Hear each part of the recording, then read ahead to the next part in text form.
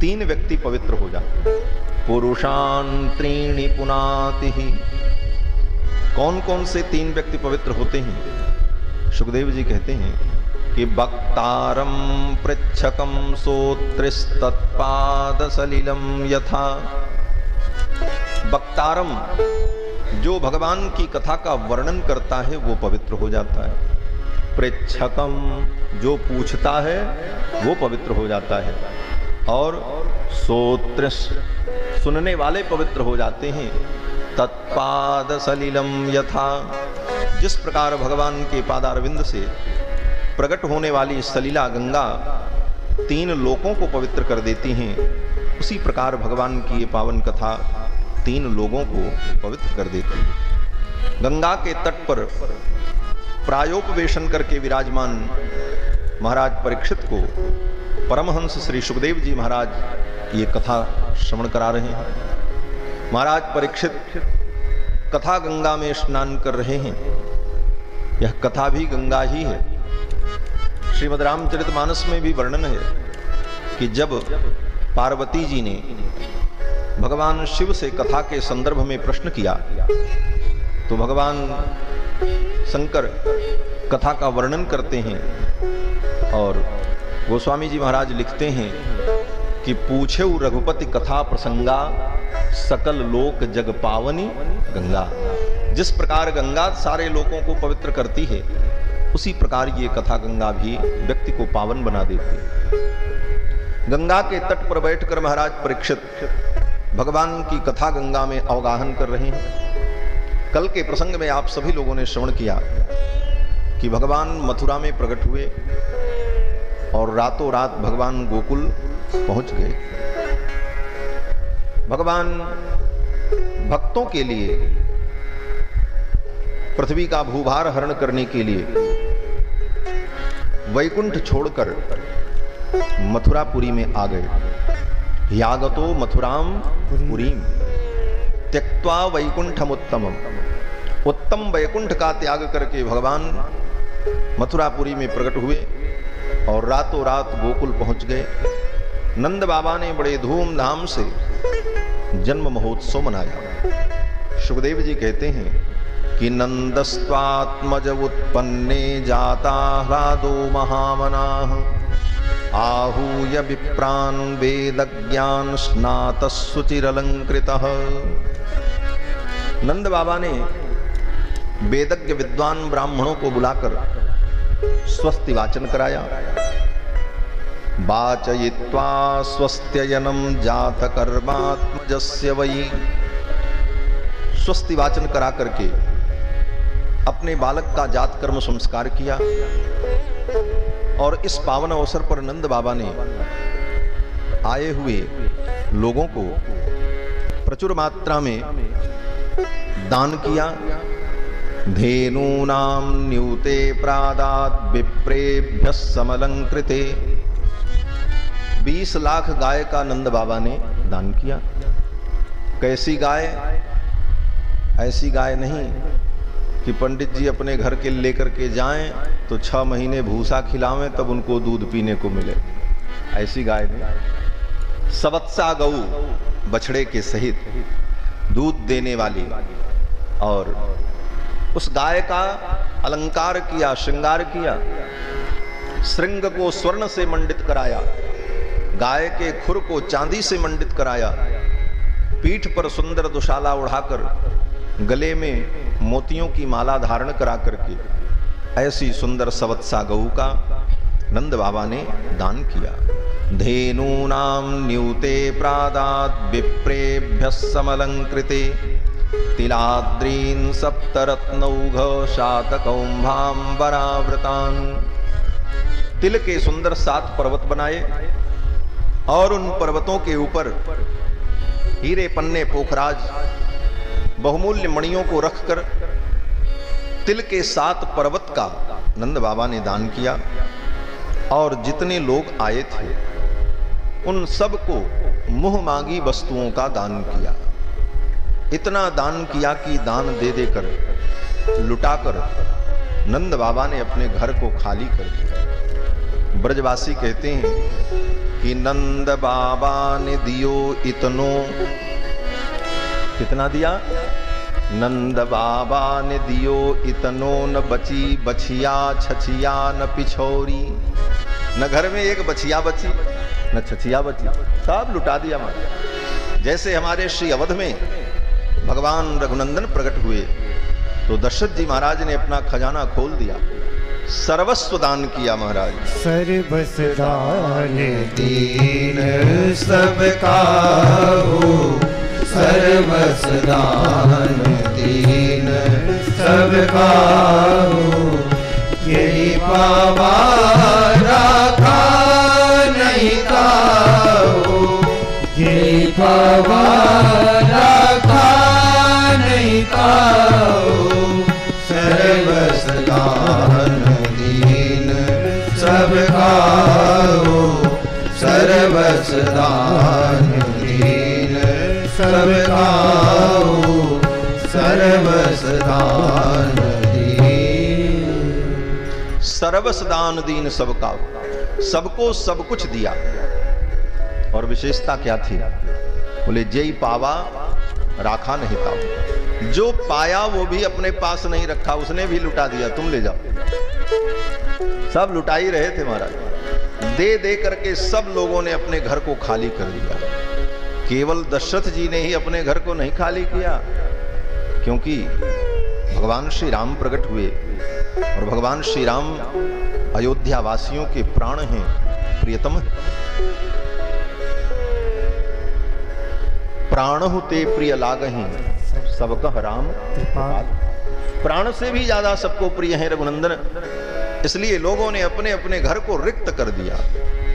गोस्वामी जी महाराज कहते हैं कि देत सबन मंदिर रितये, दे दे करके अपने मंदिर को, अपने घर को रिक्त कर दिया। देत सबन मंदिर रितये, तुलसीदास पुनि भरे देखियत राम कृपा चितवनि चितये।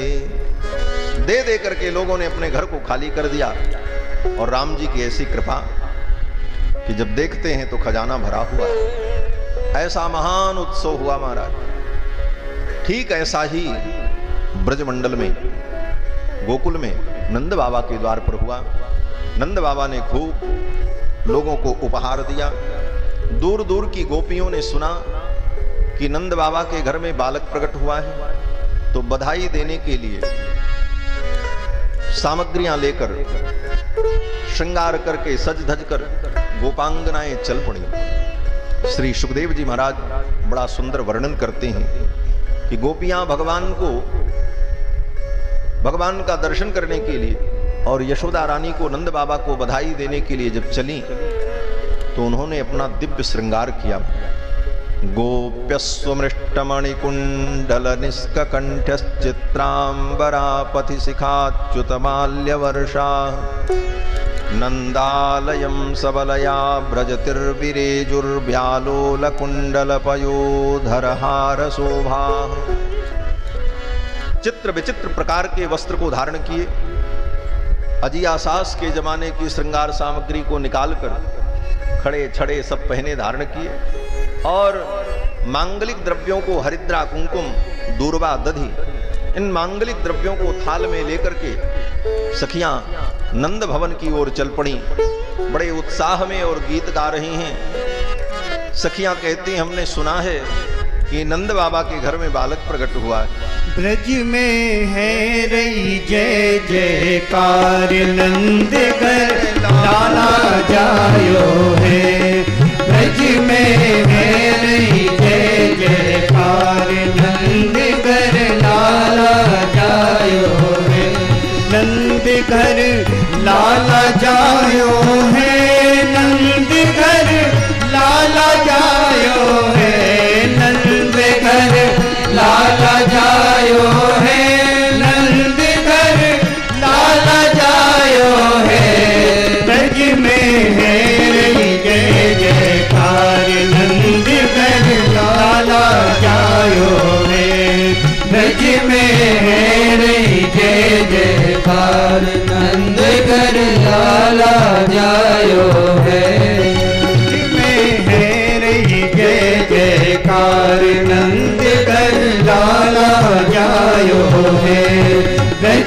में है रही जय जयकार, नंद घर लाला जायो है। यूथ यूथ के नंद घर आवे, यूथ यूथ के नंद घर आवे। ग्वाल बाल सब हिल मिल गावे, ग्वाल बाल सब हिल मिल गावे। ग्वाल बाल सब हिल मिल गावे, ग्वाल बाल सब हिल मिल गावे। ब्रह्मानंद समान आज सुख सबने पायो है। हाँ, ब्रह्मानंद समान आज सुख सबने पायो है। ब्रज में हो रही जय जयकार, नंद घर लाला जायो है।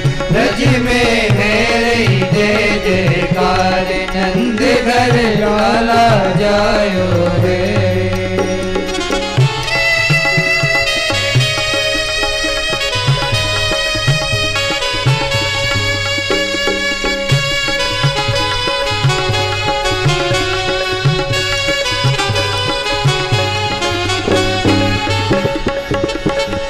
ब्रज 84 कोस में भैया, ब्रज 84 कोस में भैया। ब्रज 84 कोस में भैया, ब्रज 84 कोस में भैया। सब कहे धन्य यशोदा मैया, सब कहे धन्य यशोदा मैया। सब कहे धन्य यशोदा मैया, सब कहे धन्य यशोदा मैया। 60 साल की आयु में सुत ऐसो जायो है। हाँ, 60 साल की आयु में सुत ऐसो जायो है। ब्रज में है रही जय जयकार, नंद घर लाला जायो है। ब्रज में है रही जय जयकार, नंद घर लाला जायो है। ब्रज में है रही जय जयकार, नंद घर लाला जायो है। ब्रज में है रही जय जयकार, नंद घर लाला जायो है। शिव ब्रह्मासन का दिख आए, शिव ब्रह्मासन का दिख आए। शिव ब्रह्मासन का दिख आए, शिव ब्रह्मासन का दिख आए। सिद्ध मुनि सब देव सिधाए, सिद्ध मुनि सब देव सिधाए। सिद्ध मुनि सब देव सिधाए, सिद्ध मुनि सब देव सिधाए। हर बालन को रूप सब ही मिल मंगल गायो है। हाँ, हर बालन को रूप सब ही मिल मंगल गायो है। ब्रज में है रही जय जयकार, नंद घर लाला जायो है। ब्रज में है रही जय जयकार, नंद घर लाला जायो है। ब्रज में है रही जय जयकार, नंद घर लाला जायो है। ब्रज में है रही जय जयकार, नंद घर लाला जायो है।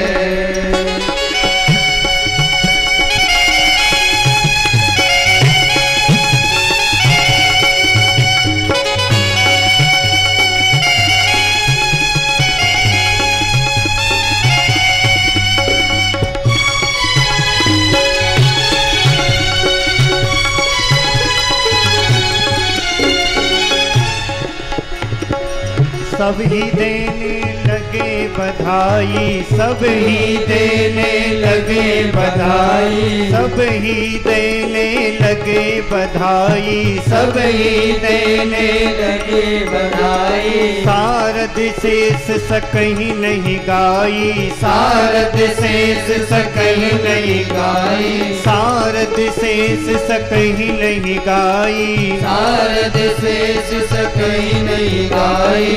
ऐसो अद्भुत सुत तो काहू और न पायो है। हाँ ऐसो अद्भुत सुख तो काहू और न पायो है।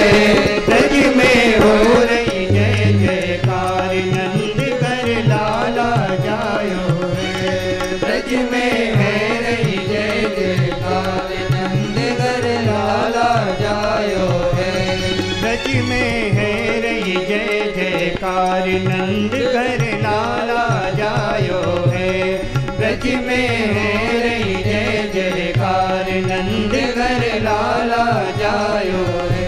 नंद घर लाला जायो है। नंद घर लाला जायो है। नंद घर लाला जायो है। नंद घर लाला जायो है।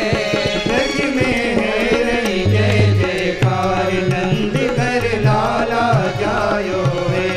ब्रज में है रही जय जयकार नंद घर लाला जायो है। नंद घर लाला जायो है। नंद घर लाला जायो है।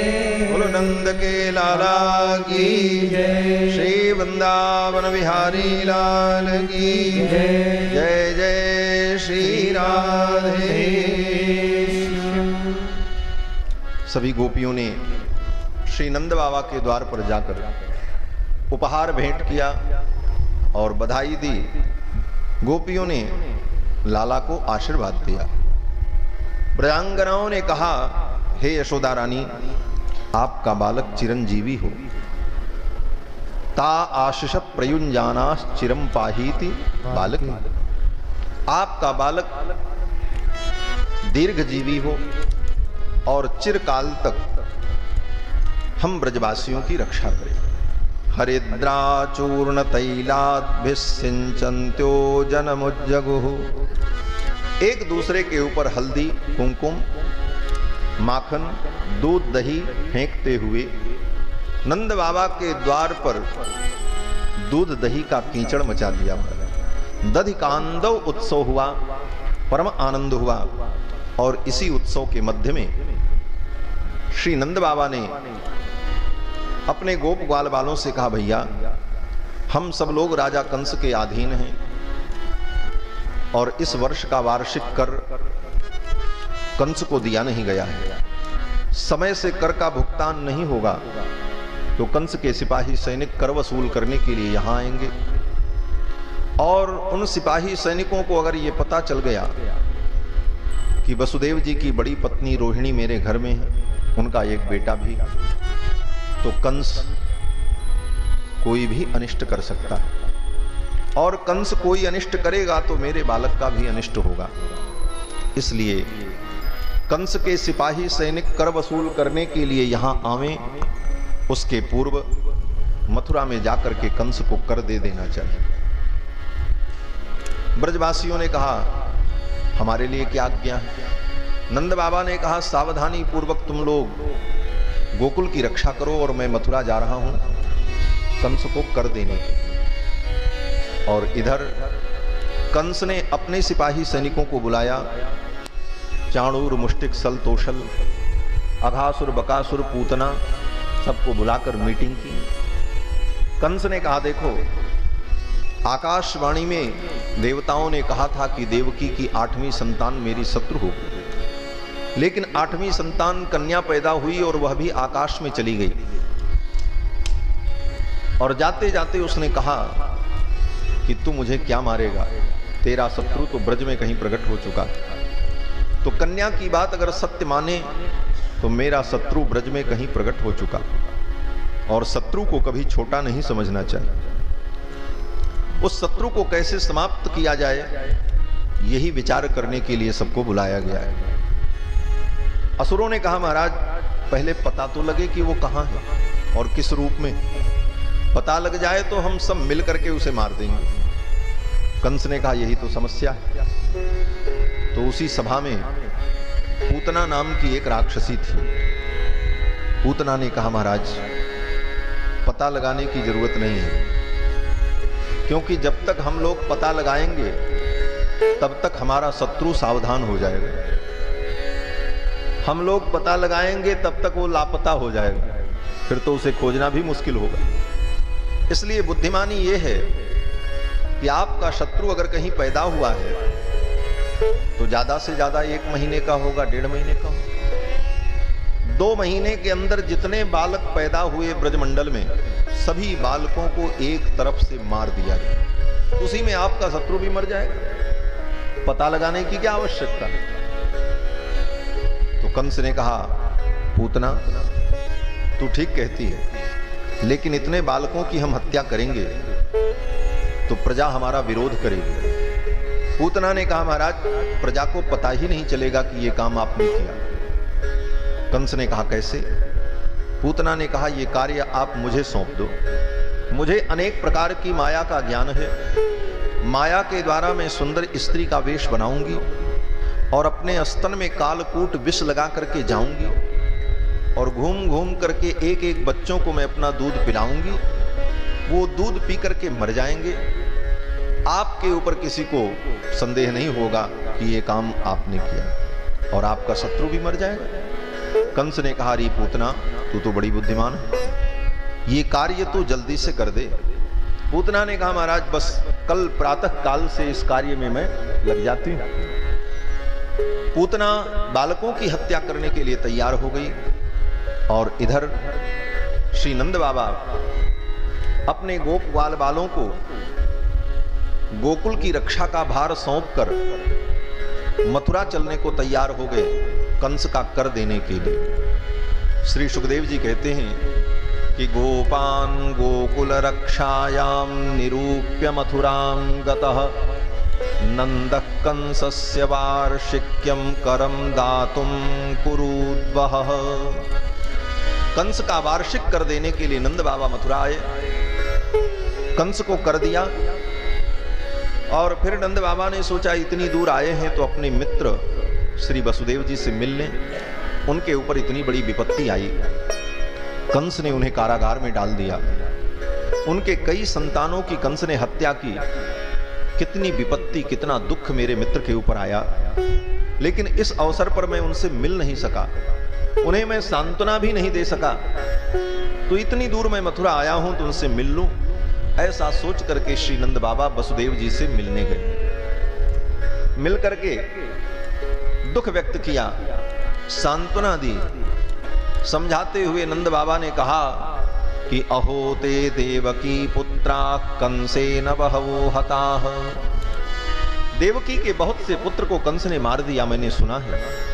एका वशिष्ठा वरजा कन्या सापि दिवंगता। एक कन्या बची थी, वो भी दिवंगता। दिवम आकाशम दिविलोकम वा, वो स्वर्ग चली गई। ये सब सुन करके मुझे बहुत दुख हुआ, लेकिन हे वसुदेव जी, मनुष्य क्या कर सकता है? मनुष्य तो प्रारब्ध के अधीन। मनुष्य का जीवन, मनुष्य के जीवन का सुख दुख अदृष्ट के अधीन है। अदृष्ट माने जो दिखाई नहीं पड़ता। वो क्या है? बोले पाप और पुण्य रूपी कर्म। पाप पुण्य रूपी जो कर्म, पिछले किए हुए पाप पुण्य रूपी जो कर्म हैं, वही प्रारब्ध बन करके भोग के रूप में आते हैं। वो अदृष्ट हैं, वो दिखाई नहीं पड़ते, लेकिन उनका परिणाम हमारे जीवन में दिखाई पड़ता है। नंद बाबा कहते हैं कि अदृष्टमात्मनस्तत्वं यो वेद न समुह्यति। जो बुद्धिमान व्यक्ति दुख की परिस्थिति में अपने अदृष्ट को, अपने पूर्वकृत कर्म को कारण मान लेता है, उसे मोह नहीं होता। अदृष्टमात्मनस्तत्वं यो वेद न समुह्यति।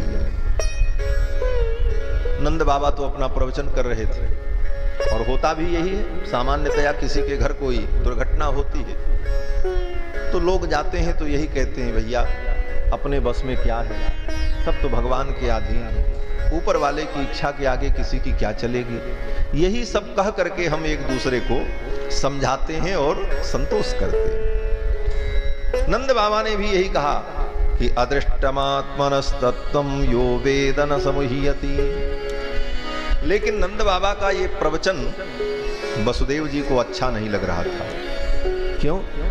बोले वसुदेव जी को तो चिंता थी कि मेरे 2-2 पुत्र इनके घर में और ये अपना घर छोड़ करके यहाँ घूम रहे हैं और हमको प्रवचन सुना रहे हैं, कहीं मेरे बालकों का अनिष्ट न हो जाए। अति स्नेही पाप शंकी। शास्त्र का सिद्धांत है कि जहां पर अत्यधिक स्नेह होता है वहां पर अनिष्ट की आशंका बनी रहती है। अति स्नेही पाप शंकी, पाप की अनिष्ट की आशंका बनी रहती है। आपका कोई प्रिय व्यक्ति कहीं घूमने जाए और समय से लौट करके ना आवे तो मन में विभिन्न प्रकार की कल्पनाएं होती हैं। क्या हुआ, कहीं दुर्घटना तो नहीं हो गई, बीमार तो नहीं हो गया, कहीं एक्सीडेंट तो नहीं हो गया। इस प्रकार की अनिष्ट की कल्पनाएं मन में उठने लगती हैं। इसका कारण क्या है? बोले अति स्नेह। अति स्नेही पाप शंकी। अत्यधिक स्नेह होने पर पाप की अनिष्ट की आशंका उत्पन्न होती है। अपने बालकों के प्रति वसुदेव जी का अपार स्नेह है, इसलिए वसुदेव जी के मन में अनिष्ट की आशंका होने लगी। वसुदेव जी ने सोचा ये यहाँ घूम रहे हैं, कहीं कोई अनिष्ट हुआ, कोई दुर्घटना हुई तो वहां संभालेगा कौन? ये तो अपने परिजनों के साथ यहाँ घूम रहे हैं। तो वसुदेव जी महाराज ने तुरंत नंद बाबा को कहा कि करो वही वार्षिको दत्तो, राजा का कर आपने दे दिया, राज्ञे दृष्टा वयंच वह, और हमारी आपकी मुलाकात भी हो गई। नेहस्थेयम बहुतिथम संत्युत्पाताश्च गोकुले। अब यहां रुकने की जरूरत नहीं, आप जल्दी गोकुल जाओ, क्योंकि गोकुल में कोई महान उत्पात होने वाला है। नेहस्थेयम बहुतिथम संत्युत्पाताश्च गोकुले, इसलिए जल्दी से आप गोकुल चले जाओ। वसुदेव जी महाराज ने नंद बाबा को विदा किया। नंद बाबा चल पड़े। नंद बाबा रास्ते में सोचने लगे कि वसुदेव जी ने कहा है कोई उत्पात होगा। वसुदेव जी सत्यवादी हैं, उनकी वाणी कभी झूठी नहीं होती। नंदपति वचः सौरेर नाम ऋषेति विचिंतयन्, नाम ऋषेति विचिंतयन्। सौरेह सूरसेन के पुत्र वसुदेव की वाणी कभी मृषा नहीं होती। क्या होगा, कैसा अनिष्ट होगा, ये सोच करके श्री नंद बाबा बड़े व्यथित होने लगे। अब मन को शांति कैसे मिले? तो मन को शांत करने के लिए नंद बाबा ने भगवान श्री हरि का स्मरण किया। हरिम जगाम शरणम उत्पातागम शंकितः। उत्पात की आशंका से आशंकित होकर नंद बाबा ने भगवान श्री हरि का स्मरण किया। हरि स्मरण करते हुए गोकुल के लिए चल पड़े। ये महामंत्र है हरि शरणम, बस 5 अक्षर का। मन में संदेह हो, भय हो, आकस्मिक भय, जिस भय के विषय में हमें कोई ज्ञान नहीं है फिर भी शंका उत्पन्न हो, मन में भय उत्पन्न हो, ऐसी स्थिति में मन को शांत करने के लिए इसी मंत्र का चिंतन करना चाहिए।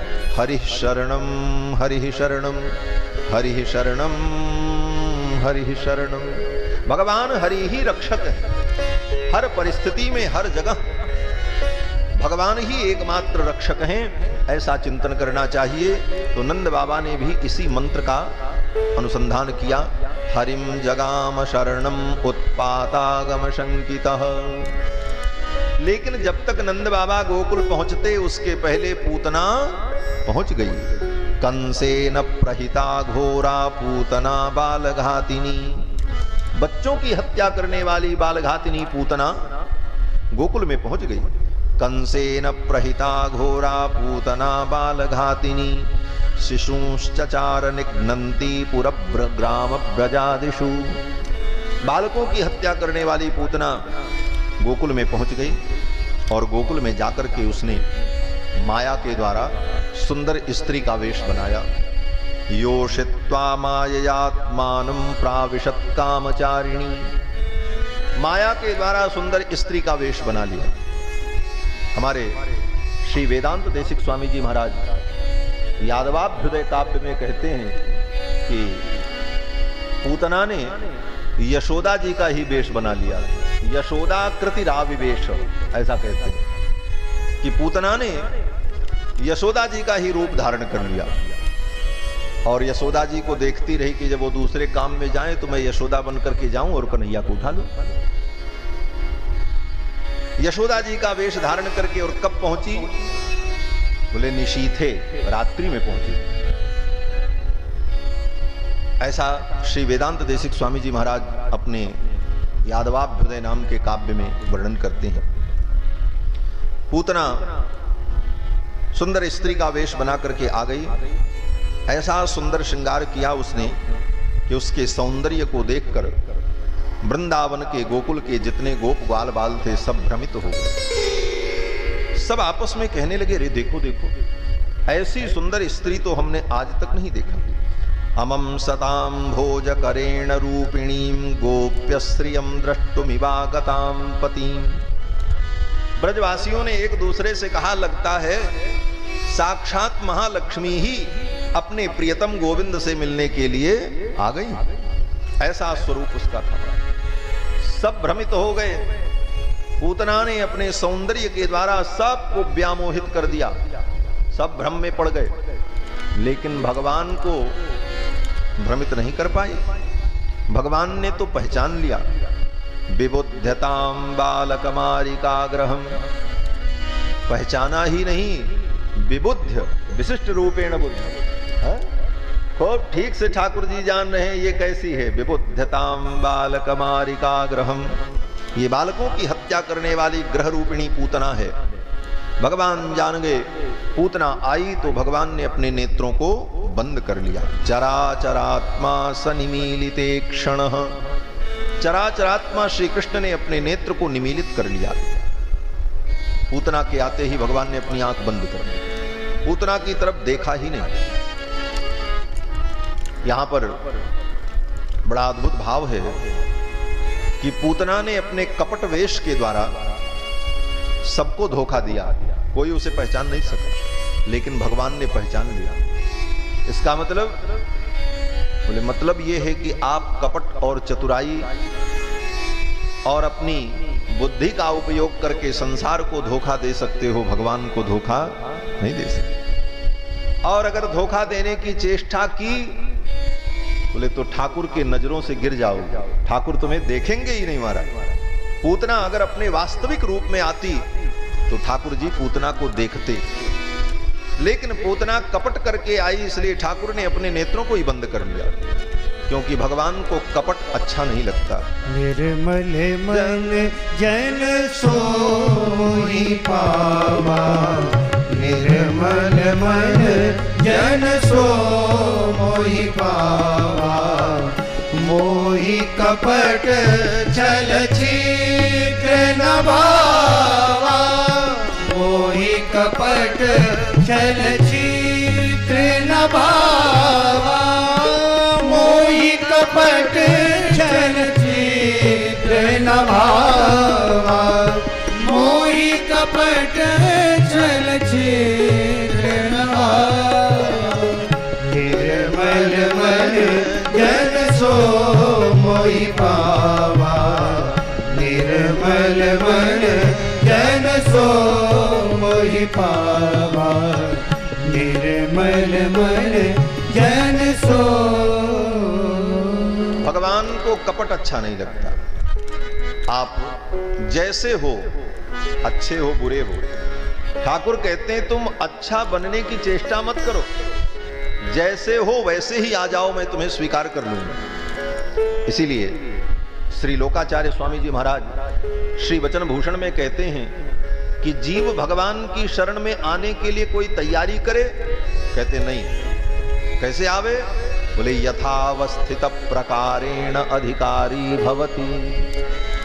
यथावस्थित प्रकारेण, वो जैसे है उसी प्रकार से वो भगवान की शरण में आने का अधिकारी है।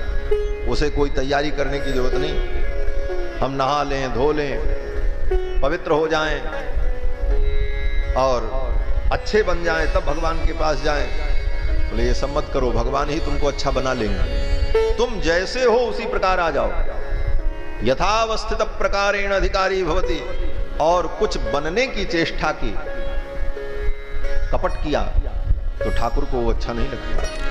कपट भगवान को अच्छा नहीं लगता। हमारे आचार्य वर्णन करते हैं कि देखो, श्री जानकी जी लंका में विराजमान थे। जब रावण का वध हो गया तो भगवान बड़े व्याकुल थे कि कब मैं सीता का दर्शन करूं। वानरों से कहा कि जानकी को लेकर के आओ। वानर लोग गए श्री जानकी जी को ले आने के लिए।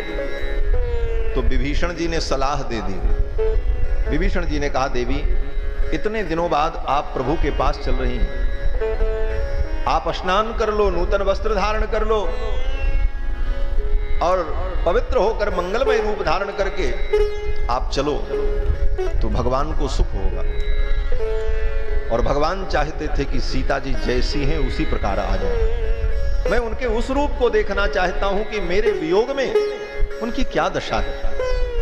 लेकिन विभीषण के कहने पर सीता जी ने स्नान किया, नूतन वस्त्र धारण किए, पालकी में बैठ करके आई तो भगवान ने मुंह मोड़ लिया, देखा ही नहीं सीता जी को। जिन सीता के लिए इतना बड़ा पुरुषार्थ किया भगवान ने, जिन सीता जी को प्राप्त करने के लिए इतना बड़ा युद्ध हुआ, उन सीता के आते ही भगवान ने अपना मुख मोड़ लिया, देखा ही नहीं। भगवान ने मन में सोचा, ये नहा धो करके नूतन वस्त्र धारण करके आई हैं, तो अब ये कायदे से स्नान करें। अभी तो पानी से इन्होंने स्नान किया है, अब आग से भी स्नान करें। अग्नि में स्नान करके मुझे दिखावे, पूर्ण पवित्रता मैं देखूंगा, तभी मैं इनको स्वीकार करूंगा। इसीलिए भगवान ने जानकी जी की अग्नि परीक्षा ली। हमारे आचार्य जन कहते हैं कि भगवान की शरण में आने के लिए किसी भी योग्यता की आवश्यकता नहीं, एक ही योग्यता है।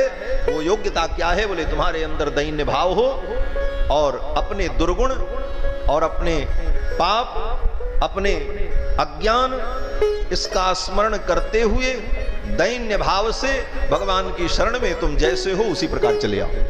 यथा अवस्थित प्रकारेण अभिकारी, ठाकुर तुम्हें स्वीकार कर ले।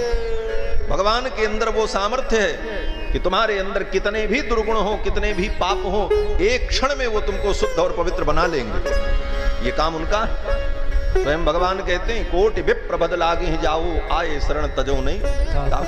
क्षिप्रम भवति धर्मात्मा सस्वच्छांति निगच्छति। वो उसी क्षण धर्मात्मा हो जाता, लेकिन स्वयं पवित्र बनने की चेष्टा किया तब भगवान को प्रिय नहीं लगता।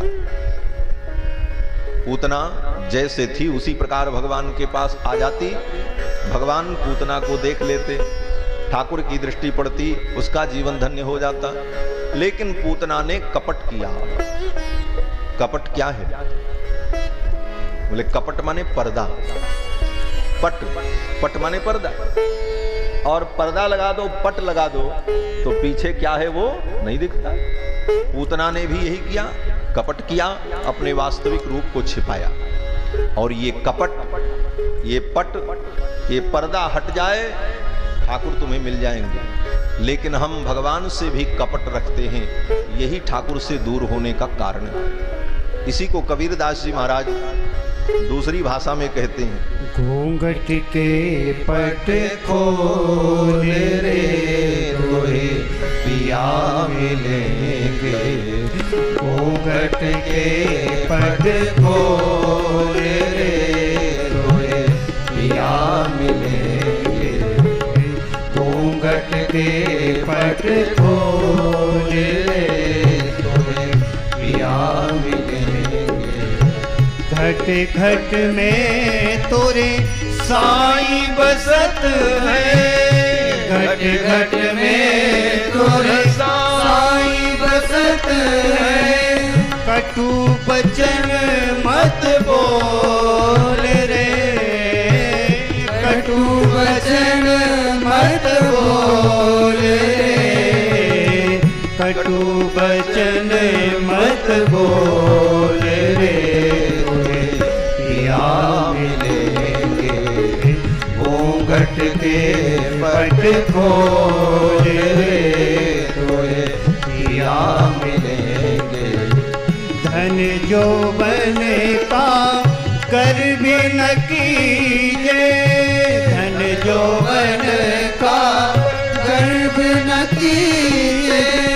धन जो बन का कर भी न कीजे। धन जो बन का कर भी न कीजे। झूठा इसका मोल रे, झूठा इसका मोल रे। हाँ झूठा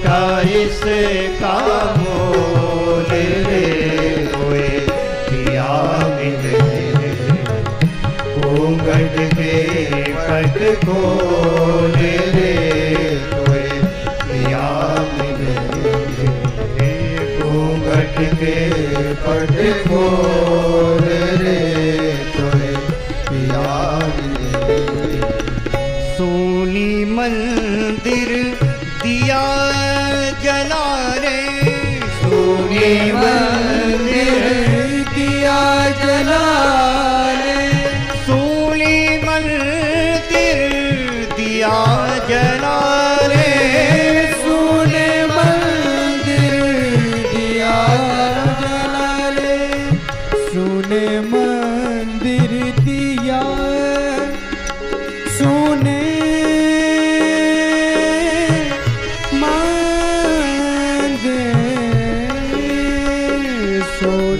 मंदिर दिया जला रे सोने मंदिर दिया जला रे आसन से मत डोल रे आसन से मत डोल रे आसन से मत डोल रे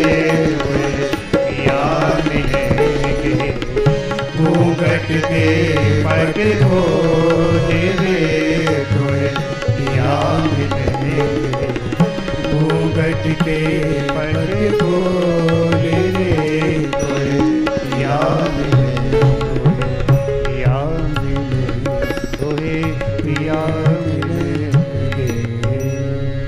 कपट का त्याग करके हम सहज होकर ठाकुर की शरण में आ जाएं, ठाकुर हमें स्वीकार करें। पूतना ने कपट किया, इसलिए भगवान ने अपने नेत्रों को बंद कर दिया। चराचरात्मा सनिमीलिते क्षण आई पूतना, और पूतना ने भगवान को उठा लिया। अनंतमारोप्य यदंकमंतकम यथोरगम सुप्तम बुद्धिरज्जुधि। सुखदेव जी कहते हैं, राजन, अनंतमारोप्य यदंतमंतकम, अनंत परमात्मा को अपने अंक में, गोद में पूतना ने ले लिया। क्या समझकर? बोले ये बालक है, लेकिन भगवान है क्या? बोले अंतकम, मानो अपनी मृत्यु को ही पूतना ने अपनी गोद में ले लिया। अंतकम, अंत करने वाला कौन होता? बोले मृत्यु। मानो अपनी मृत्यु को ही पूतना ने अपनी गोद में स्वयं उठा लिया। किस प्रकार से? बोले यथोरगम सुप्त मबुद्धिरज्जुधि। जैसे मूर्ख व्यक्ति किसी सांप को रस्सी समझ करके उठा ले। यहां तो रस्सी को सांप समझना, ये तो आज तक सुना ही गया था, लेकिन सांप को रस्सी समझ लेना, रज्जौ यथा हेर भ्रमः, उससे ठीक भिन्न उदाहरण। सुखदेव जी कहते हैं, जैसे कोई व्यक्ति सांप को रस्सी समझ करके उठा ले तो सांप उसे काट खाएगा, उसी प्रकार भगवान को साधारण बालक समझ करके पूतना ने उठा लिया और अपनी मृत्यु को ही मानो अपनी गोद में ले लिया और तुरंत गोद में लेकर बैठ गई।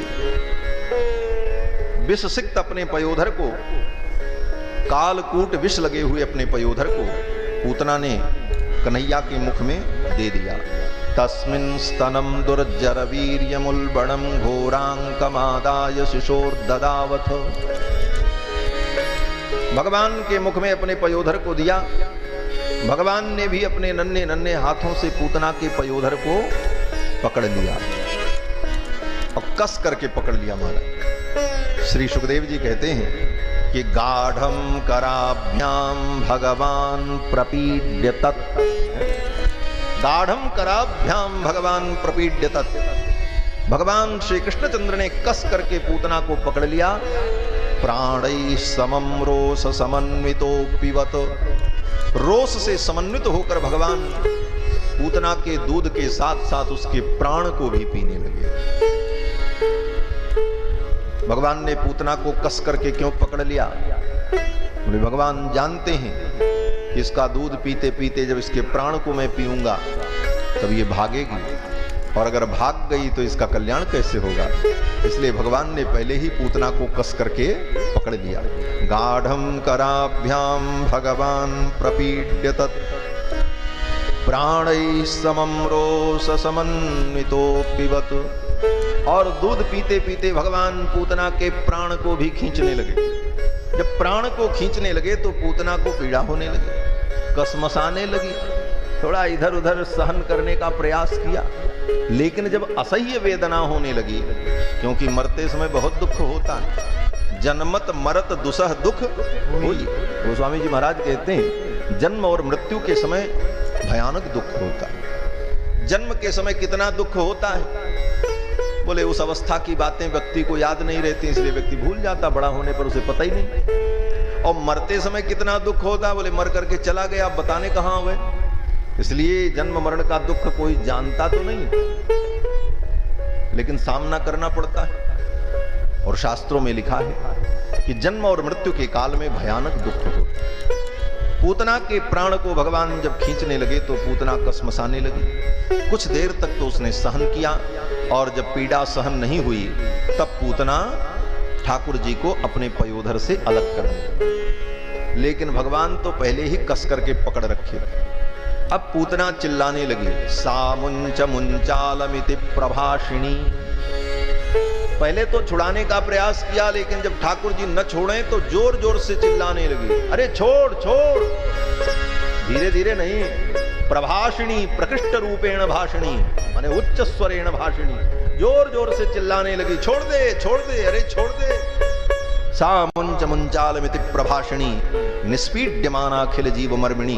उसके मर्म मर्म फटने लगे, लेकिन फिर भी भगवान नहीं छोड़ते। पूतना कहती है मुंच मुंच, भगवान कहते हैं बस बस, अब मैं तुझे मुक्त ही करने जा रहा हूं। मुंच का मतलब मुक्त करो, मुक्त करो, छोड़ो छोड़ो। तो भगवान कहते हैं अच्छा तू मुक्ति चाहती है, अब मैं तुझे मुक्त ही करने जा रहा हूं। सा मुंच मुंचालमिति प्रभाषिणी निष्पीड्यमाना अखिल जीव मर्मिणी। पूतना कहती छोड़ दे छोड़ दे, ठाकुर छोड़ते नहीं। भगवान कहते हैं अरे पूतना मौसी, हम जल्दी किसी को पकड़ते नहीं, और पकड़ लें तो फिर वैकुंठ पहुंचाए बिना छोड़ते नहीं। अब तो पूतना ने देखा कि ये तो बालक मुझे मार डालेगा। पूतना ने विशाल रूप धारण किया और भगवान बालकृष्ण लाल को लेकर के आकाश में उड़ गए, और आकाश मार्ग से कन्हैया को लेकर मथुरा की ओर चल पड़े। गोप ग्वाल बालों ने देखा, सब दौड़ पड़े, मारो मारो पकड़ो। वो तो आकाश मार्ग से उड़ती हुई जा रही है। गोप ग्वाल बाल लाठी डंडा लेकर के नीचे नीचे दौड़ रहे हैं, क्या करें। कुछ दूर जब गई तो भगवान ने देखा ये तो मथुरा ले जा रही है, और अगर ये मथुरा लेकर के चली गई तो मैं लौट करके आऊंगा कैसे। उस बार तो हमारे बाबा लेकर के आए, इस बार कौन पहुंचाएगा। इसलिए मथुरा जाना ठीक नहीं, यही पूतना का काम तमाम कर देना चाहिए। और भगवान ने पूतना के संपूर्ण प्राण को खींच लिया, और संपूर्ण प्राण को जब भगवान ने खींचा तो पूतना निष्प्राण होकर के आकाश से नीचे गिरी, धम। सुखदेव जी महाराज कहते हैं कि पूतना निष्प्राण होकर के जब नीचे गिरी तो 6 कोस के अंदर जितने पेड़ थे, बगीचे थे, सब ध्वस्त हो गए। त्रिगव्यूत्यंतर द्रुमान चूर्णयामास राजेंद्र। 6 कोस के अंदर जितना बाग बगीचा था सब नष्ट हो गया। पतमानोपि तद्देह स्त्रीगव्यूत्यंतर द्रुमान चूर्णयामास राजेंद्र महदासीत् तदद्भुतम्। फिर तो ब्रजवासी आए, कन्हैया को लेकर के गए। पूतना तो मर गई, ले जाकर के बालकृष्ण लाल को यशोदा जी को दिया। यशोदा और रोहिणी ने दोनों ने मिलकर के कन्हैया को स्नान कराया। क्यों, बोले राक्षसी ने छू दिया, कहीं रात में रोएगा चिल्लाएगा, दूध नहीं पिएगा। इसलिए मैया ने अपना विधि विधान जंतर मंतर किया। माताओं के हृदय में वात्सल्य होता है, और वात्सल्य के कारण उनका अपना विधि विधान एक अलग ही होता है। तो मैया ने, यशोदा ने और रोहिणी ने दोनों ने मिलकर के कन्हैया को स्नान कराया। कैसे स्नान कराया, बोले गोमूत्रेण स्नापयित्वा पुनर्गोरजसार्भकम, गाय के मूत्र से स्नान करा करके पूरे शरीर में गाय के चरण की मिट्टी, गौशाला की मिट्टी लगाई और फिर गोबर लेकर कन्हैया के एक एक अंग में टीका लगाया। गोमय मंडित भाल कपोलम, कन्हैया के संपूर्ण श्री अंग को गाय के गोबर से मंडित किया। रक्षाम चक्रुश्च सकृता द्वादशांगेषु नाम भी, भगवान के ही एक एक नाम का उच्चारण करके यशोदा रानी ने भगवान का रक्षण किया और खूब जंतर मंत्र पढ़ा महाराज। यशोदा जी कहती हैं कि क्रीडंतम पातु गोविंद शयानम पातु माधव, मेरा बालक जब क्रीड़ा करे तो भगवान गोविंद इसकी रक्षा करें। शयानम पातु माधव, जब मेरा बालक शयन करे तो भगवान माधव इसकी रक्षा करें। भुंजानम यज्ञ भुक् पातु सर्वग्रह भयंकर, मेरा बालक जब दूध पिए कुछ खाए उस समय भगवान यज्ञ नारायण इसकी रक्षा करें। डाकिन्यो यातु धान्यश्च कूष्मांडायैर्भकायग्रहाः भूत प्रेत पिशाचाश्च यक्ष दक्षो विनायकाः कोटरा रेवती ज्येष्ठा पूतना मातृकादयः उन्मादा ये ह्यपस्मारा देह प्राणेन्द्रियद्रुहः सर्वे नश्यन्तु ते विष्णोर्नाम ग्रहण भीरवः। यशोदा रानी ने कन्हैया के मस्तक पर हाथ फेरा और कहा, डाकिनी शाकिनी भूत प्रेत पिशाच कूष्मांड बेताल मारीगण भैरवगण जो कुछ भी ग्रह हो भगवान विष्णु के नामोच्चारण से सब नष्ट हो जाएं, छू मंतर हो जाएं। ऐसा अपना सब भाव यशोदा रानी का है। इस प्रकार कन्हैया का संरक्षण किया और ठाकुर जी को दूध पिलाया। दूध पी करके ठाकुर जी तो सो गए। नंद बाबा जब उधर से लौट करके आए तो रास्ते में देखते हैं पूतना मरी पड़ी है। गांव भर के लोग जुटे हुए हैं, आपस में चर्चा हो रही, कहां से आई, कौन है, क्या है। नंद बाबा ने जब देखा, सारा समाचार सुना, तो नंद बाबा ने कहा कि वसुदेव जी ने कहा था कोई अनिष्ट होगा, उनकी वाणी झूठी नहीं होती। ब्रजवासियों ने कहा बाबा सब तो ठीक है, लेकिन इस पूतना का क्या किया जाए, इसको कहां ले जाएं? ये 6 कोस की है, इसको उठा करके चिता पे रखना, इसे जलाना बड़ा कठिन है, इसका क्या उपाय करें? तो नंद बाबा ने कहा अपने अपने घर जाओ, फरसा और कुल्हाड़ी लेकर के आओ और पूतना के शरीर को काट काट छोटे छोटे टुकड़े कर डालो और फिर उन टुकड़ों को उठा करके जमुना के तट पर जला दिया जाए। नंद बाबा का आदेश प्राप्त करके ब्रजवासी गए, अपने अपने घर से फरसा और कुल्हाड़ी लेकर के आए।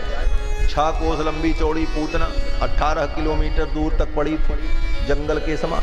अब तो सब ब्रजवासी ले लेकर के कुल्हाड़ी फरसा भिड़ गए, जो जहां पाया वहीं काटने लगा। कोई नाक काटे, कोई कान काटे, कोई हाथ काटे और काट काट करके पूतना के टुकड़े टुकड़े कर डाले महाराज। कलेवरम परुषुभिच्छित्वा तत्ते ब्रजौकसः, और फिर उन टुकड़ों को उठा करके जमुना के तट पर रखकर ढेर सारी लकड़ियों को रख करके आग लगा दिया। पूतना की चिता जब जलने लगी तो पूतना की चिता से जो धुआं निकला, उस धुएं से पूरा ब्रजमंडल मथुरा मंडल महमा महमा महकने लगा महाराज। जैसे धूप जलाने पर, अगर जलाने पर सुगंधि उत्पन्न होती है, उसी प्रकार पूरा ब्रजमंडल पूतना के चिता धूम्र से बासित हो गया। सुखदेव जी कहते हैं राजन, दह्यमानस्य देहस्य धूमश्चागुरसौरभः, पूतना के दह्यमान होने पर उसके चिता के धूम्र से पूरा ब्रजमंडल बासित हो गया, सुगंधित हो गया।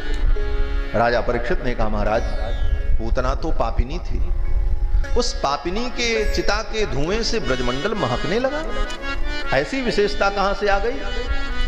तो सुखदेव जी कहते हैं कि उत्थित कृष्ण निर्भुक्तः, भगवान श्री कृष्ण ने पूतना के पयोधर का पान कर लिया, गोविंद का स्पर्श प्राप्त करके पूतना का शरीर परम पवित्र हो गया।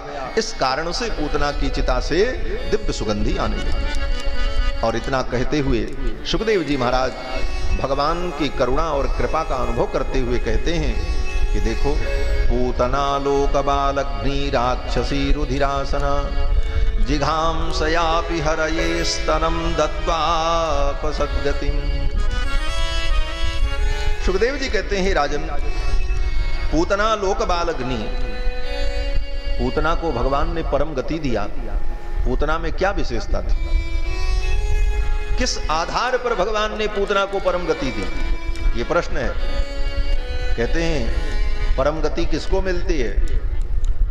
ले त्वामामनन्ति कवय करुणामृताब्धे ज्ञान क्रिया भजन लभ्यम अलभ्यमन्यैः। ज्ञान क्रिया भजन लभ्य। ज्ञान क्रिया माने कर्म और भक्ति। कर्म ज्ञान भक्ति इन तीन साधनों से भगवान मिलते हैं। आचार्य कहते हैं ज्ञान क्रिया भजन लभ्य और अलभ्य अन्य ही। अन्य साधन से आप अलभ्य हैं, या तो भगवान ज्ञान से मिलते हैं, या कर्म से मिलते हैं, या भक्ति से मिलते हैं। तो ज्ञान योग, कर्म योग, भक्ति योग, इसी का वर्णन गीता में भगवान ने किया।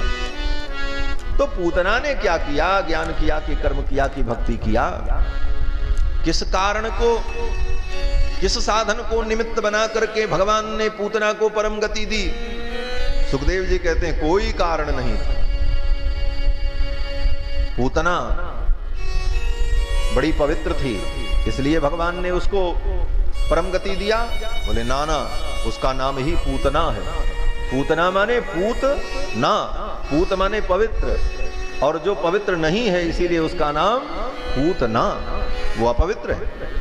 बोले उसके कर्म अच्छे रहे होंगे इसलिए भगवान ने परम गति दी। सुखदेव जी कहते नहीं नहीं, कर्म भी उसके बड़े खराब थे। क्या था? बोले लोक बालग्नि, दुनिया के बच्चों की हत्या करता था। चलो ठीक है, वो पवित्र नहीं थी, उसके कर्म अच्छे नहीं थे, लेकिन उसका खानदान बहुत अच्छा रहा होगा, उच्च कुल में उत्पन्न भई होगी, इसलिए उसके कुल को देखकर भगवान ने उसका कल्याण कर दिया। बोले कहते हैं नहीं नहीं, राक्षसी, राक्षस कुल में उत्पन्न हुई।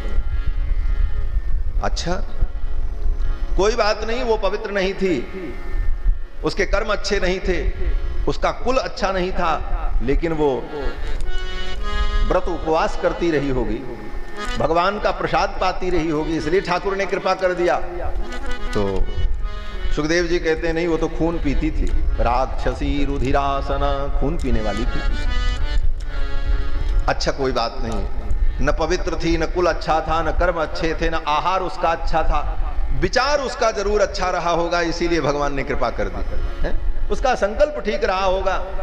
कहते हैं नहीं नहीं, जिघांसयापि हरये, वो तो भगवान को मारने आई थी, उसका संकल्प भी पवित्र नहीं था। जिघांसयापि हरये स्तनम दत्वापसद्गतिम, और भगवान को उसने विषसिक्त पयोधर दिया और भगवान ने उसको परम गति दे दिया।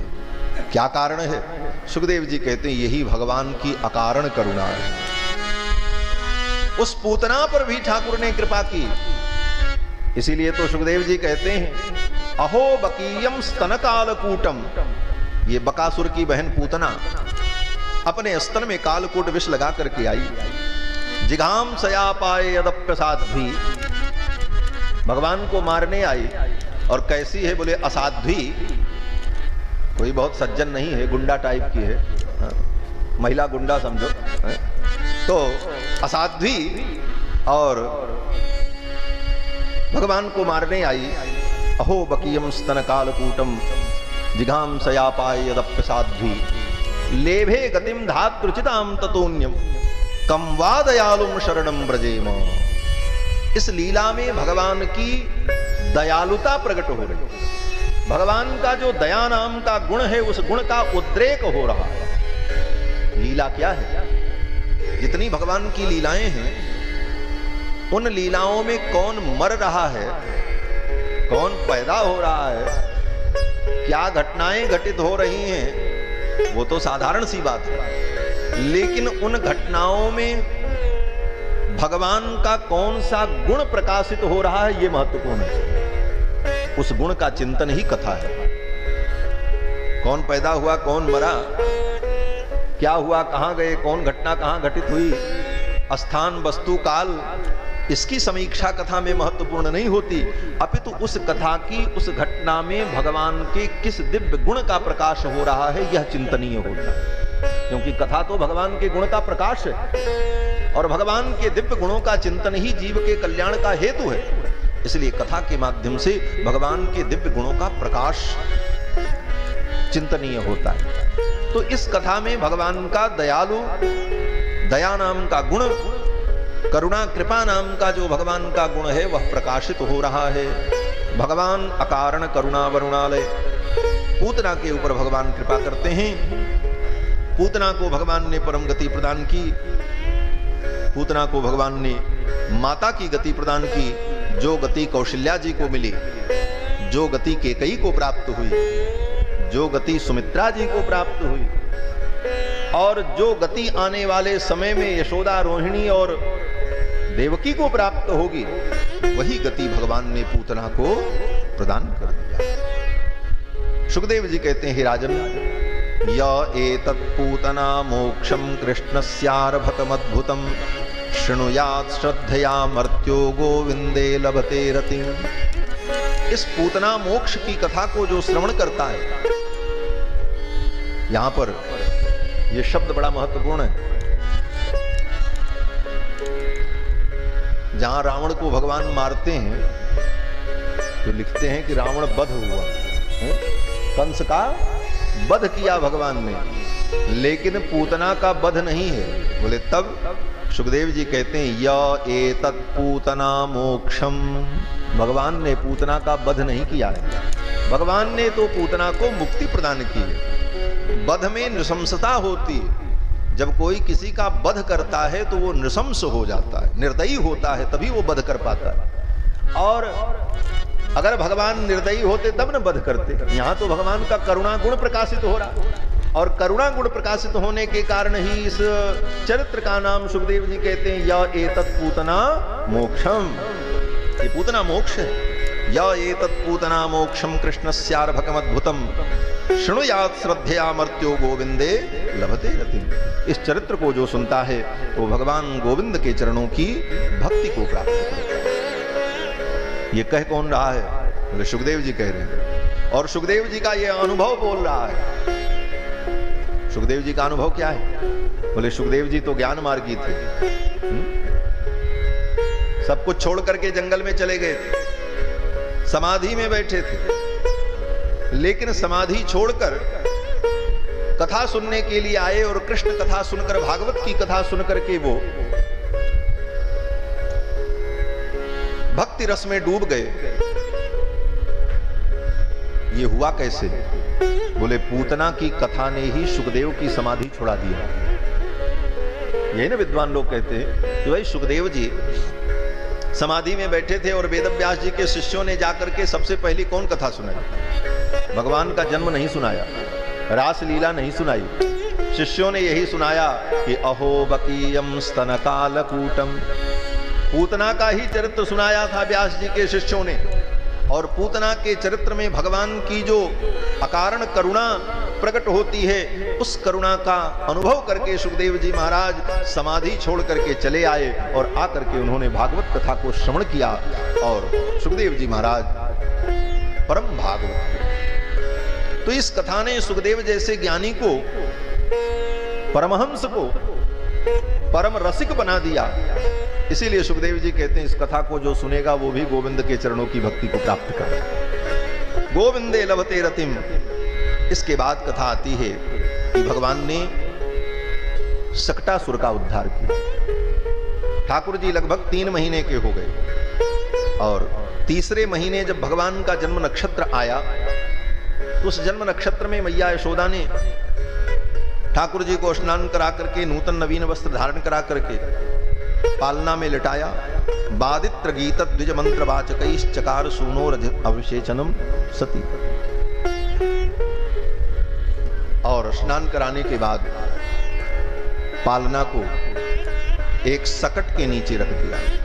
पुरानी सकट, पुरानी बैलगाड़ी थी, उसका कोई उपयोग नहीं था, उसी के ऊपर मैया माखन मिश्री का पात्र रखती थी। वहीं ठाकुर को लिटा दिया पालने में। उसी समय कंस का भेजा हुआ एक असुर आया, वो मायावी असुर उसी सकट में प्रवेश कर गया और उसने सोचा कि इस सकट को दबा दें तो पालना में लेटा हुआ बालक जो नीचे है वो दब जाएगा, मर जाएगा।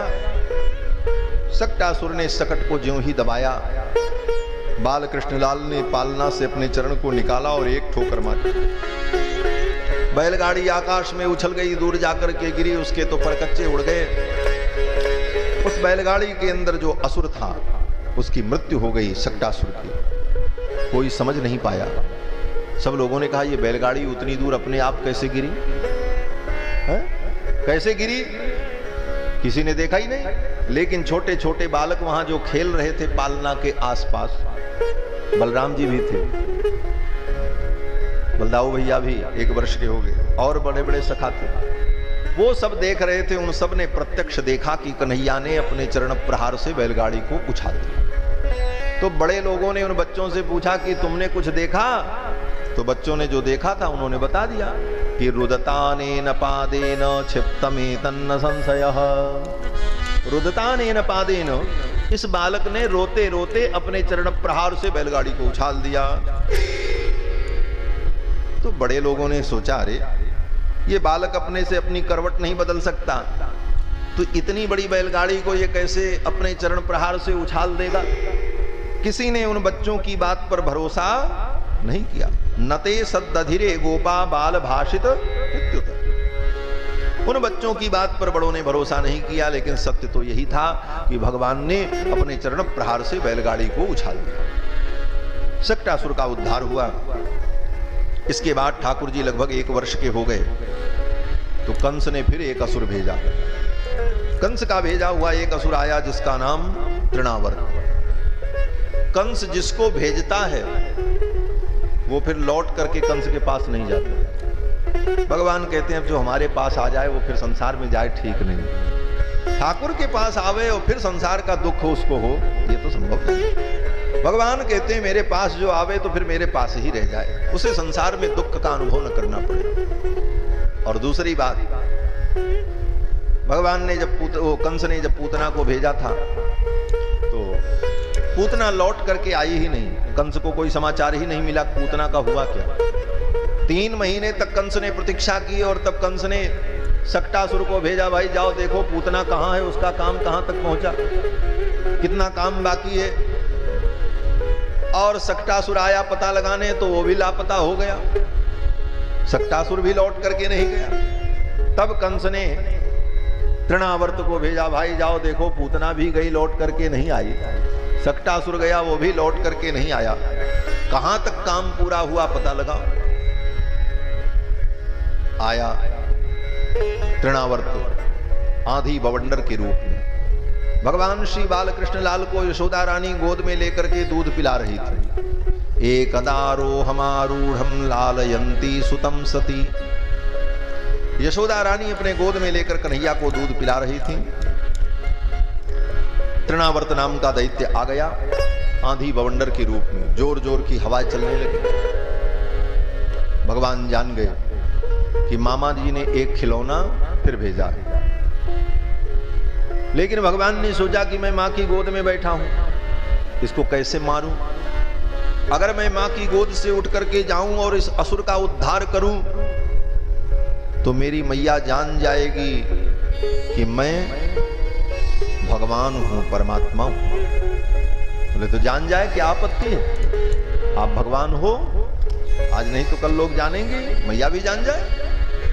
तो भगवान कहते नहीं नहीं, अगर मैया जान गई कि मैं भगवान हूं, परमात्मा हूं, तब तो मैया मुझे सोने के सिंहासन में बैठा करके मेरी आरती उतारेगी, मुझे अपना बेटा नहीं मानेगी, उसका वात्सल्य भाव नहीं रहेगा। क्योंकि ऐश्वर्य का बोध होने पर वात्सल्य तिरोहित हो जाता है। मान आने पर प्रेम संकुचित हो जाता है। आपके हृदय में बहुत प्रेम है, इनको हम गले से लगा लें, लेकिन जब उनके प्रति मान का भाव है तो भय भी बना रहता, बड़े हैं कहीं नाराज न हो जाए। तो जहां पर मान होता है वहां पर प्रेम संकुचित हो जाता है, जहां पर ऐश्वर्य होता है वहां पर माधुर्य तिरोहित हो जाता है।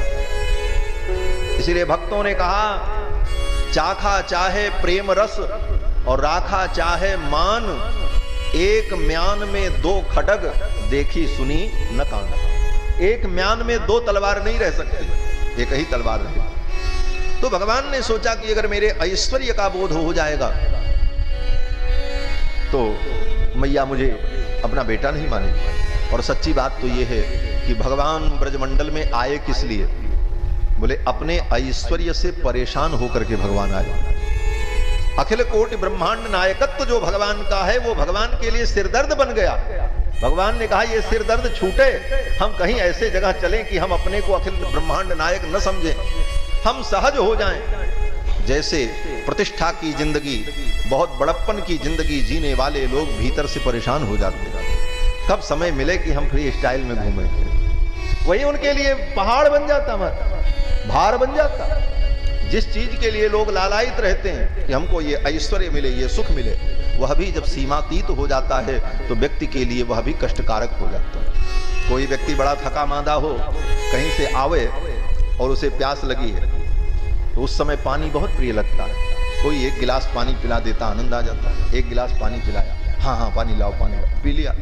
बोले और पी लो एक गिलास, बोले हाँ ठीक है एक गिलास होता है। अच्छा थोड़ा और पी लो, हाँ ठीक है एक गिलास और। बोले और पी लो, तो कहेगा अरे ना ना बस। बोले नहीं एक गिलास और पी लो। अरे भाई प्राण लोगे क्या? पानी ही पिला के प्राण लोगे? वही पानी जिसके लिए वो लालायित था वही अब अच्छा नहीं लग रहा। उसी प्रकार अखिल कोटि ब्रह्मांड नायकत्व, षडैश्वर्य संपन्नता, उन समस्त गुणों से भगवान जब ऊब जाते हैं वैकुंठ में रहते रहते तो वैकुंठ छोड़ करके भागते हैं। त्यक्त्वा वैकुंठ मुत्तम, वैकुंठ को त्यागते हैं। बोले चले कहीं हम और हमारे अंदर सहजता हो, हम मट्टी में भी लौट जाएं, बच्चों के साथ उठा पटक भी करें, कुश्ती भी करें और वहां हम स्वच्छंद लीला करें। ऐसा भाव जब भगवान में आता है, इसीलिए तो भगवान ब्रज में आते हैं। तो भगवान ने सोचा कि जब ऐश्वर्य ही लोग जान जाएंगे तो जिस कार्य के लिए मैं आया हूं वो कार्य संभव नहीं होगा। इसलिए भगवान ने अपने ऐश्वर्य को तिरोहित किया। वृंदावन के ठाकुर रसिकों की दृष्टि में बड़े अद्भुत हैं। श्री चैतन्य महाप्रभु जी की परंपरा के आचार्यों ने 5 कृष्ण का अनुभव किया। 5 कृष्ण भगवान हैं।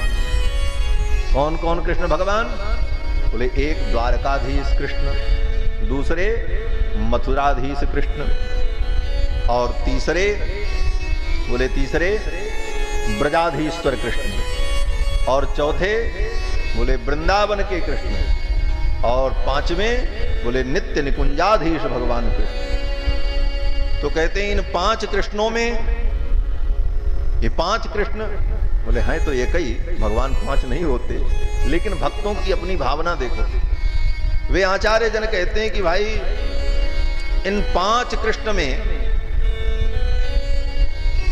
ब्रजे बने निकुंजे च श्रेष्ठ मत्रोत्तरोत्तरम। कहते हैं कि ब्रज के ठाकुर की अपेक्षा, ब्रजाधीश्वर कृष्ण की अपेक्षा वृंदावनधीश कृष्ण श्रेष्ठ है। ब्रजे बने और वृंदावनधीश्वर जो कृष्ण हैं उनकी अपेक्षा नित्य निवृत्त निकुंज में लीला करने वाले ठाकुर जो हैं निकुंजाधीश ठाकुर, वो सर्वोत्तम है। ब्रजे बने निकुंजे च श्रेष्ठ मत्रोत्तरोत्तरम।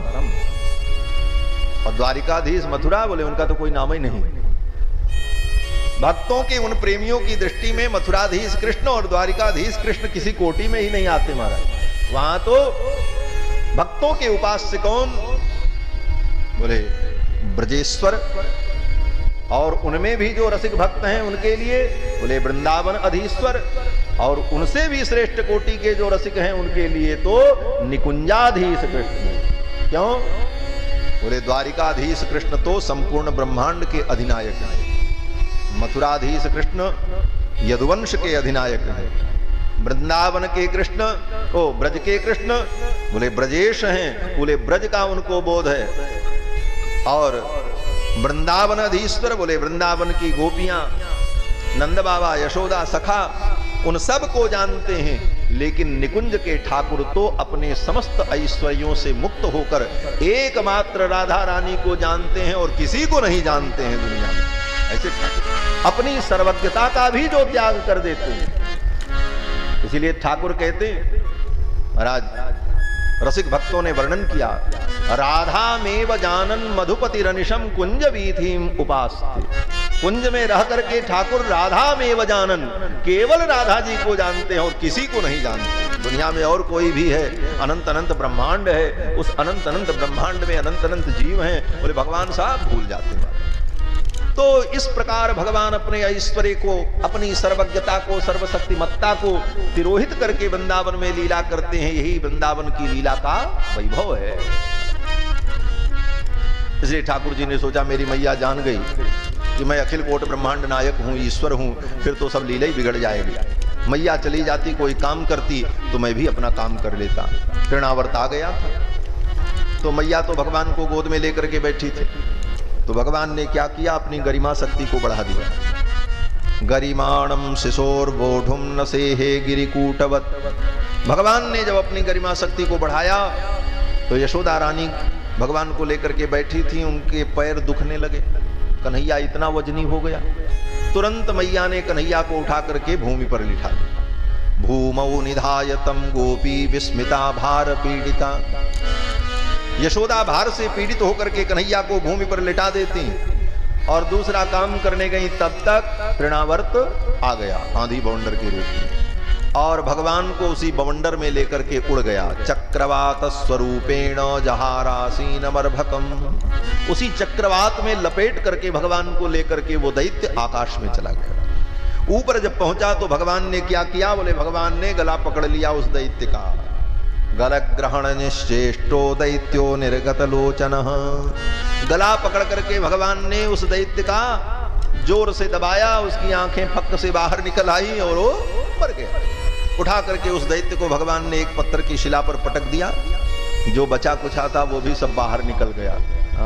अतड़ी पतड़ी सब बाहर हो गई उसकी। इस प्रकार भगवान ने तृणावर्त का उद्धार किया।